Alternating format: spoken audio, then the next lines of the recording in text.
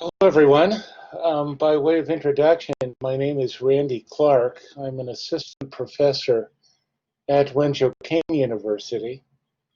As perhaps many of you know, Wenzhou King University is a cooperative arrangement between King University in New Jersey and the municipality of Wenzhou, and that is Wenzhou, China.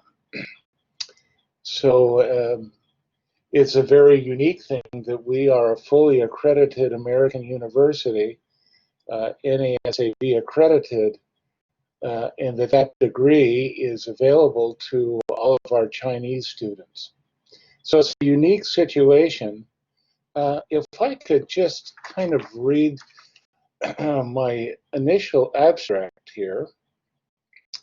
Thoughts and observations, teaching American students from an Asian perspective, teaching Asian students from an American perspective, teaching in two separate institutions simultaneously, Asian and American. Now, part of our discussion panel, we had three other very illustrious educators. Professor Jeff Poon from Wenzhou King University. We also had Hu Qi from the Chinese Academy of Art, who is also a visiting professor at Wenzhou King University. And we also have Yvonne Cao, who is a Chinese national but teaches at Texas Christian University. And so hopefully you will take a time and look at their videos in addition to mine. Mine is relatively short because of time constraints, obviously. And the thing that I would want to talk about right now is the challenge of teaching Asian students Latin topography. Now, to be able to kind of explain that, the Chinese culture, which is very beautiful and very ancient, has its roots back 4,000 years. And so what I wish to do is give you a little bit of instruction of Chinese characters and how things came about. This is actually part of a research project as I am attempting to design Chinese characters. So basically, their language, their written language, is a pictorial representation. As you can see here, their modern character, which is three vertical lines with a horizontal base, represents mountains. And you can kind of see that evolution, how that happened. Now, this next one is a bit more involved. This is an elephant. And so if you kind of look at this, this resembles an elephant and how it has evolved over the years and became actually become this character right here. Now, one thing that we will get into are called radicals. Radicals are when Chinese characters contain different other characters to form a single thought or to form a single word. Here we have the Chinese character for water. And I'm sure if you look at this, you just think to yourself just how beautiful this language is, and it is. So if we go here and we see water, and we add a radical here, this is from another character, then it becomes the word boil. So kind of moving on here, you have to remember that Chinese characters are not a series of letters, but have just one character, and that is equal to one word. Now, you have to remember, this is one of the things that is confusing the Chinese students. They memorize over 3,000 characters. Their memories are phenomenal. And So that plays into design, as I will kind of later demonstrate. The next thing here is we have radicals of hand. And then if you look down here, we have that same character, but it is compressed, and there's two other radicals here. Now, I don't know what the one on the right top is, but the one on the other is the symbol for a woman. So we go from hand to take. So you kind of can see that, that logic. And of course, the Chinese language can get a little carried away with. This is a radical with, well, this is a Chinese character with several radicals that are contained inside it. And, well, of course, this would be very challenging to read. So, what I'll also show you here is another thing.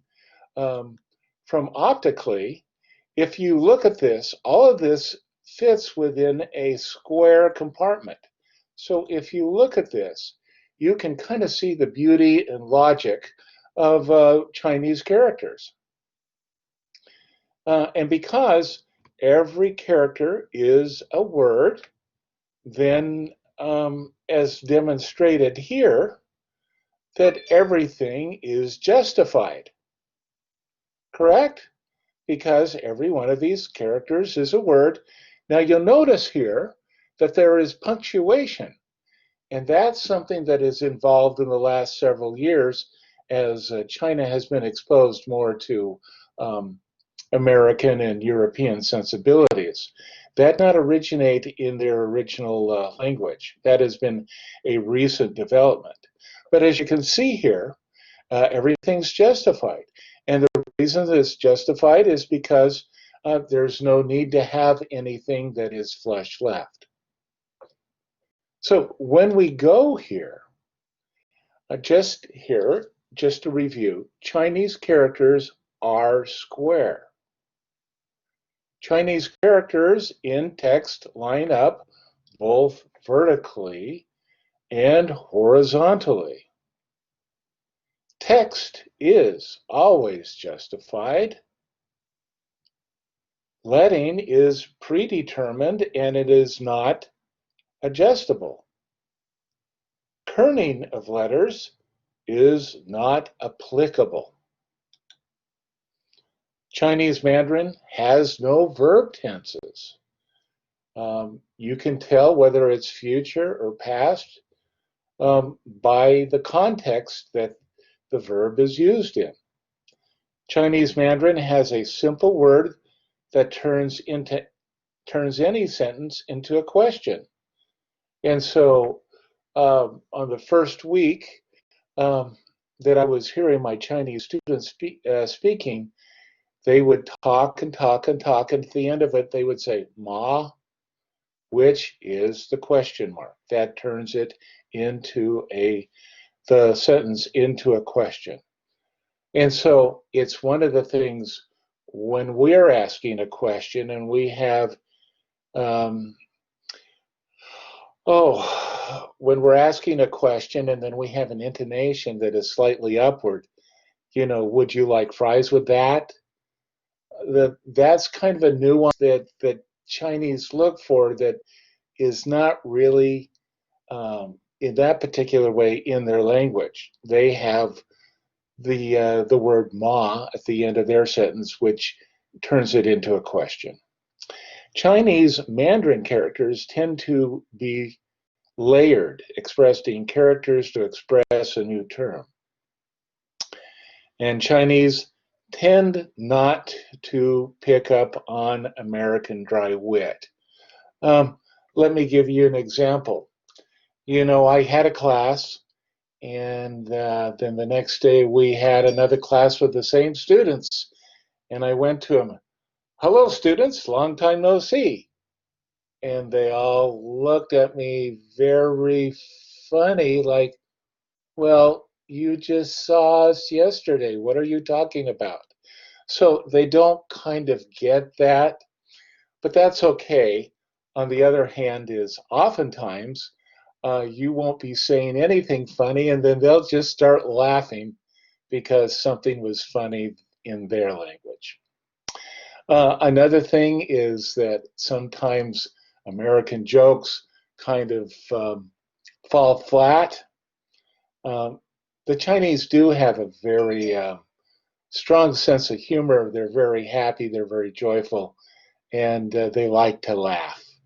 They're not so much different than we are. But I told this joke, and I'll tell it to you really quickly. Once there was a horse that came into a bar, and the bartender asked, "Why the long face?" Well, of course, that's kind of funny. Every father has told that joke to his children, but the Chinese just scratched their head. Um, where, what makes that funny? Um, Also, there's some other things that are just very confusing to the Chinese. Take the word swallow. Is it this? Or is it this? And this just really throws the Chinese for a loop. I mean, you have a word for two things. Why don't you just give the bird another name? They just don't see the logic of that. And I explained to them that, well, English is not a logical language. And they nod their head in agreement. Okay, now, here's another thing. Now, I lived in northern Utah for a number of years, and up in the mountains in Cache Valley, there is this little townlet. Now, a lot of you are looking at this and say, "Oh, that's Mantua." Well, actually, no. The correct pronunciation to that is Manaway. Now, if you look at that phonetically, nobody can figure out how you got Manaway with that spelling. But that's the correct pronunciation. Now, when Chinese look at that, this is their reaction. And I can't blame them. So when we go to Western topography, what's this? The letters are not square. Some are longer than each other. Some are shorter than each other. They look kind of cool, but um, they just can't understand that we have spaces that need to be kerned in between letters because, they don't have that. And we have letters that are wider than others, and they don't understand that. And then we have letters that are capitals and then letters that are lowercase. And again, well, why do you have two letters for the same thing? In addition to that, what's this thing? Oh, that's a descender. Well, why isn't that part of the square? And so we always have to remember that students are coming from a different perspective, that their language system is just so much different from ours, and they're trying to make those kind of philosophical and visual relationships to their language. It's well, I'll talk about what another student did at another time. Again, kerning. Kerning is just foreign to them. They don't understand the need. They just don't understand it. And again, here's the example here. I just used placeholder text, but if you look at this, we tell them, don't justify your type. Well, in Chinese writing, everything's justified. but we show them all the rivers and things, and they they just think that that flush right or flush left, ragged right just looks so unsightly, and they just can't make themselves do that. Okay, the next thing here is leading. Again, the different things that we can do for leading, and I tell them put more space in between lines. Again, well, if I do that, then why is letting Adobe Design and Adobe Illustrator, why is that automatic? That's what you're supposed to do, right? And so after we teach these things and we teach them, this is the general reaction of the average Chinese student. Um, they're ready to go and run away and hide. So anyway, that's my short presentation. Thank you so much for listening and looking. Um, as this says here in Chinese, it says thank you, xie xie.